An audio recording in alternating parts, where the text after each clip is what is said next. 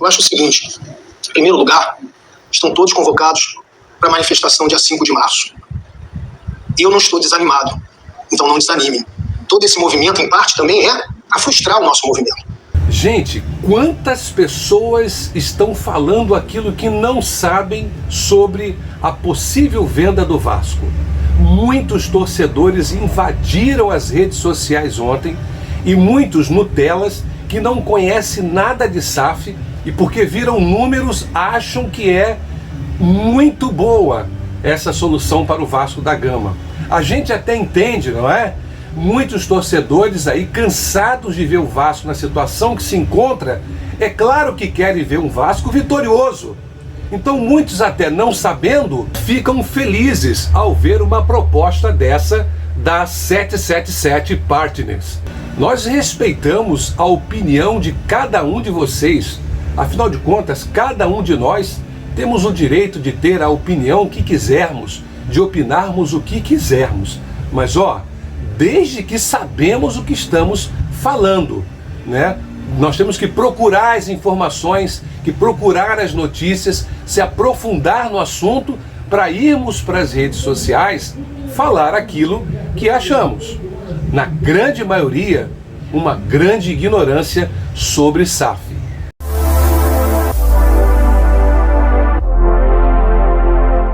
Bom dia, meus amigos, está no ar mais uma edição do canal do radialista Amauri.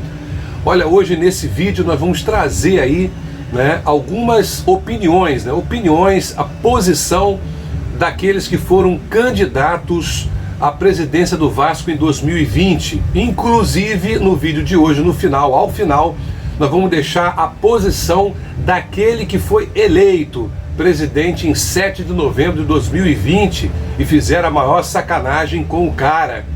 O que ele acha sobre essa questão toda que está acontecendo? Olha, a reportagem ontem do GE ouviu aí os candidatos das últimas eleições do Vasco de 2020. Foram ouvidos os candidatos Júlio Brandt, Levenciano, Sérgio Frias e Alexandre Campelo sobre a possível venda do Vasco para a 777 Partners. E nós vamos hoje falar um pouquinho sobre o que eles falaram ontem em suas entrevistas para o GE. Olha, como sabemos, o acordo entre Vasco e a 77 Partners foi assinado, um pré-acordo. Mas o clube ainda tem um processo interno a percorrer. A SAF, ela precisa ser aprovada por conselheiros e beneméritos e depois levada para a votação dos sócios numa Assembleia Geral. Olha, um caminho que promete ser turbulento, vai ser turbulento, uma vez que a questão divide opiniões entre as lideranças políticas do Vasco. Isso tudo me leva a pensar numa coisa: nós temos, nós temos um projeto que é o projeto Somamos. Eu não sei quantos torcedores que vão para as redes sociais para falar mal do presidente Levenciano, para poder instigá-lo a desistir, conhecem a fundo o projeto Somamos. Você sabia que o projeto Somamos tem nele, dentro desse projeto, algo que o Vasco seria um clube que compraria outros clubes. O Vasco compraria outros clubes. Isso é uma das coisas do projeto Somamos. E não seria vendido, não é? Então, se você conhecer a fundo o projeto Somamos, você vai ver que nós temos já um projeto com o presidente Leven que é capaz de fazer muito mais do que a 777 Partners. Um projeto fabuloso como o Somamos. Foi oferecido para a gestão, mas eles não quiseram. E tem muitos torcedores indo para as redes sociais falarem daquilo que não conhecem. E é muito ruim quando você fala de uma coisa que você não conhece e que você vai pelo disse-me-disse, pelo que me disseram. Então eu tenho que estudar a fundo uma coisa para depois falar. Então nós temos, gente, um projeto para fazer o Vasco vitorioso novamente. O Vasco não precisa ser vendido. O Vasco já tem um projeto E o Vasco pode captar recursos com Levenciano e o projeto Somamos, né? Então, vamos ver um pouquinho do que acham, né, os candidatos, os que foram candidatos a presidente do Vasco em 2020. O GE ouviu esses candidatos que participaram dessa eleição e concorreram com o Jorge Salgado, que está hoje interinamente na presidência do Vasco por força de uma liminar. Então conversaram com Júlio Brandt, Levenciano, Sérgio Frias e o ex-presidente Alexandre Campelo. E foi perguntado a esses candidatos o que eles acham da constituição da SAF no Vasco, dos moldes do acordo com a 777 Partners e como eles vão se posicionar politicamente.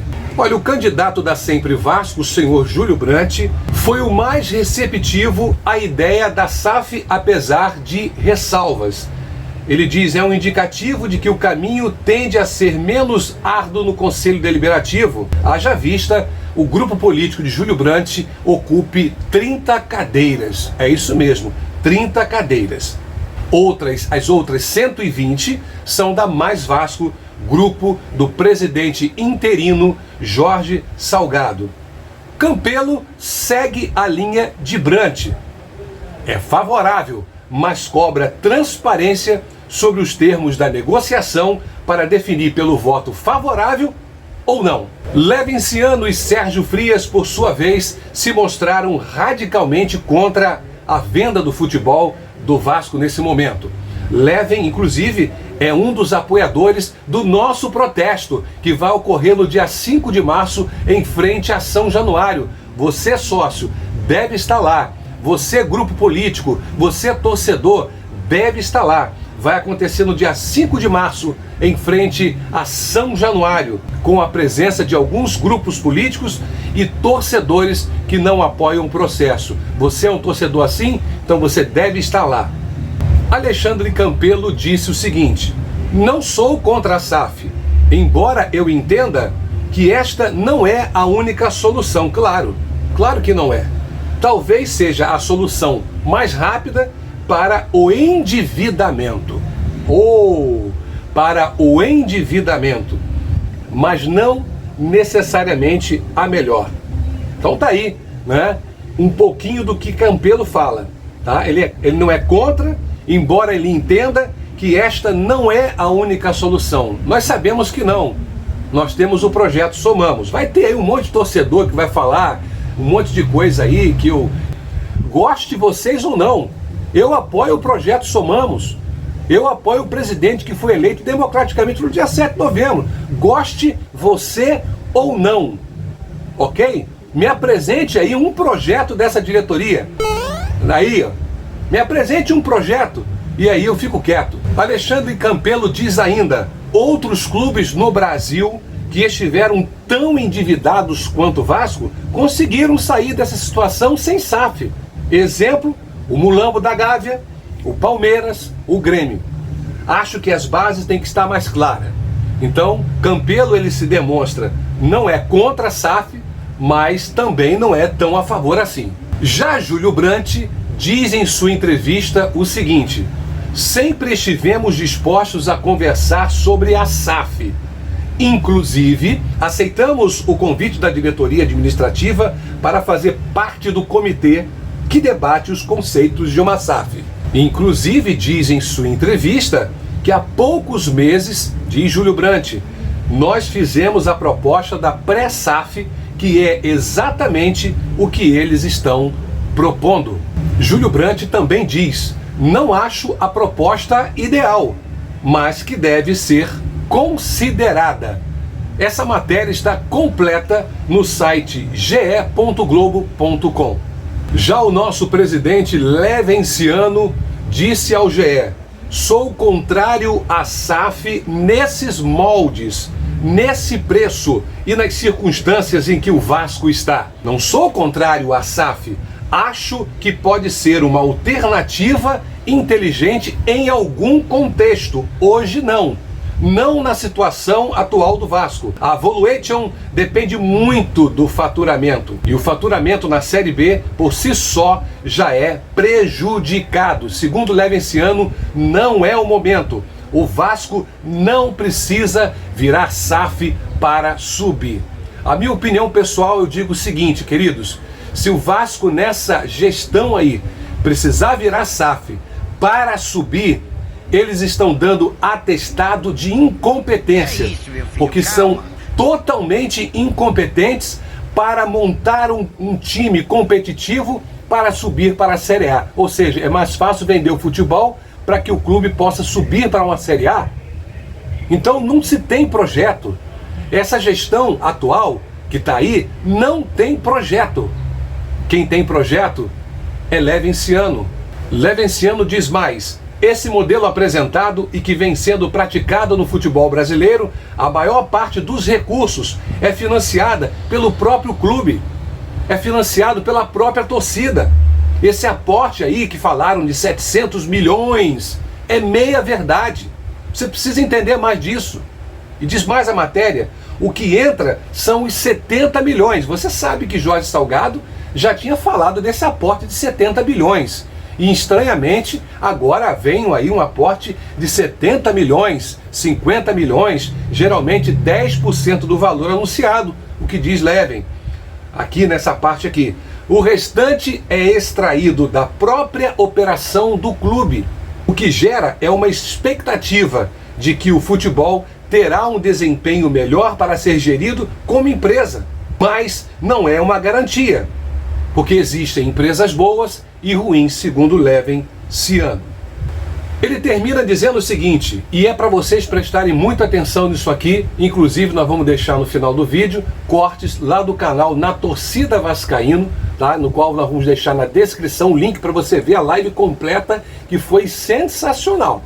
Vale a pena você assistir. Leven diz assim: tudo indica que nesse modelo da 777 Partners, boa parte das receitas virá de arrecadação do próprio clube. Não é a 777 que vai estar injetando isso não, preste atenção. O Ronaldo, fenômeno, o que comprou o Cruzeiro, ele disse recentemente, falou em boas contratações se a torcida chegar junto e igualar o número de sócios torcedores do Atlético Mineiro. Ou seja, a própria torcida vai financiar o próprio clube Cruzeiro. O americano vai levar, mas quem vai financiar a compra do americano é a torcida do Vasco. É isso aí que você quer? É isso aí que você pretende? E diz mais para finalizar: o Vasco não pode ser tratado como um clube mediano, embora esteja esportivamente em um momento muito ruim por motivo de incompetência na gerência do futebol e do Vasco em si. Olha, para você que ainda não conhece o projeto Somamos, nos nossos próximos vídeos nós vamos estar trazendo para você um vídeo sobre o projeto Somamos. E aí vocês vejam o vídeo. E aí vocês vão tirar suas próprias conclusões se nós já temos ou não um projeto que pode tirar o Vasco da situação em que está e trazer o Vasco para ser e para voltar a ser um clube competitivo na Série A, na Copa do Brasil, na Libertadores e tudo mais. Eu vou deixar esse vídeo com vocês aí nos próximos vídeos que nós estaremos subindo para o YouTube. Todo o projeto Somamos, como ele é, como ele funciona, conheça, assista, para depois tirarem as suas conclusões. Dia 5 de março está chegando, minha gente, nós precisamos estar na manifestação pacífica, repito, vai ser pacífica, em frente a São Januário, a partir das 9 horas da manhã. O presidente Leven vai estar lá e conclama vocês. Eu vou deixar com vocês aí uns cortes do canal Na Torcida Vascaíno, do meu amigo Léo Lacerda, aonde você poderá ver o que Levenciano falou ontem sobre tudo isso que saiu na mídia ontem. Se inscreva no nosso canal, ative o sininho de notificações, me ajude para que eu possa ser mais uma voz aí, junto com todos vocês, contra o reino da mentira, contra o reino do mal. Eu volto no próximo vídeo. Um grande abraço para você e espero a sua companhia no próximo vídeo. Obrigado àqueles que já se inscreveram, que estão comentando, que estão deixando o seu joinha. Façam o mesmo, compartilhe para que outras pessoas possam nos conhecer. Um abraço, gente. Positiva, moldada como se fosse positiva, né? Não se tem dúvida que a matéria de hoje de manhã foi uma matéria encomendada. Foi uma matéria escrita de uma forma muito competente, porque o jornalista é muito competente na maneira que escreve, e escreveu para colocar para cima a notícia, né? Para exagerar e aumentar a notícia, para criar uma impressão, como criou, de um negócio fantástico, de um negócio fora do comum, espetacular, a maior operação de venda, né? Uma transação do futebol brasileiro, enfim. Eu lamento muito, né, que a imprensa se comporte dessa maneira. Eu acho que depois que eu fiz o meu post, alguma coisa aconteceu dentro do Globo Esporte. Se ele se compromete a vender algo que não lhe pertence, sem a concordância sequer do seu Conselho Deliberativo, sem a concordância do Conselho de Beneméritos e sem a concordância da Assembleia Geral, isso é ato de impeachment.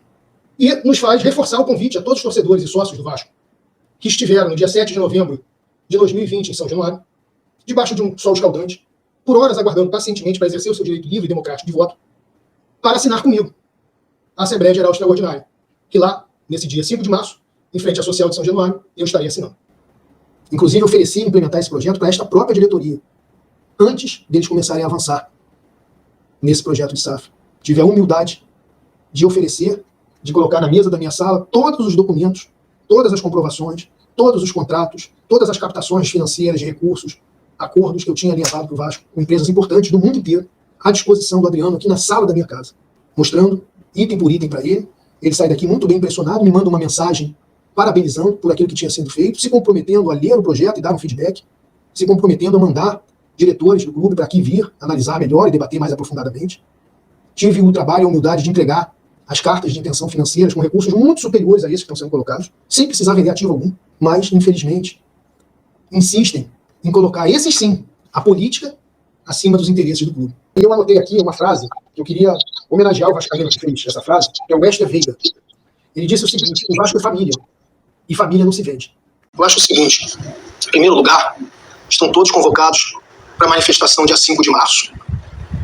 E eu não estou desanimado, então não desanimem. Todo esse movimento, em parte, também é para frustrar o nosso movimento. Não se deixe enganar. O Vasco tem história de lutas, conquistas suadas. O vascaíno construiu um estádio, quando foi desafiado a não participar de campeonatos porque não tinha estádio. O vascaíno preferiu jogar uma outra divisão que jogar uma divisão que tivesse que desclassificar atletas negros, pobres e operários.